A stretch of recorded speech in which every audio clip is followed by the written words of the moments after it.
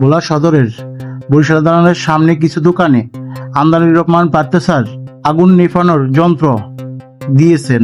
এখানকার মানুষের যান মাল নিরাপত্তায় এটা বড় ভূমিকা নিবে। এখানকার দোকানদারদেরকে জিজ্ঞাসা করব এই আগুন নেভানোর যন্ত্রটি আমদানির রহমান পাত্র স্যার কি দিয়েছে কিনা। হ্যাঁ, আমাদের পাত্র সাহেবে দিছে। ইনশাল্লাহ এরা ভোলার জন্য খুব ভালো একটা জিনিস উদ্যোগ নিছে।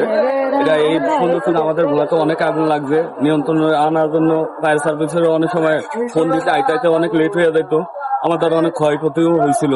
তো পাত্র সাহেবের এই উদ্দেশ্যটা নেওয়া অনেক আমাদের জন্য খুব ভালো লাগছে। এই পর্যন্ত কোনো এমপিরা এই উদ্যোগ কখনোই নিতে পারে না। আচ্ছা, এই যে সিলিন্ডারটা এটা দিছে কি? এটা ভোলা সদর আসনের এমপি ব্যারিস্টার আন্দালিবুর পাত্র দিয়েছেন।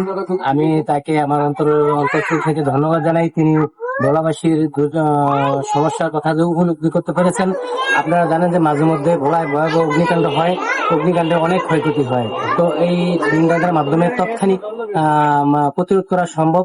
এটা উপলব্ধি করার কারণে ভোলার একজন জনপ্রিয় নন্দিত সংসদ সদস্য হিসাবে আমি মনে করি তিনি ভবিষ্যতে আরো কিছু চমক দেখাবেন। আমি আশাবাদী।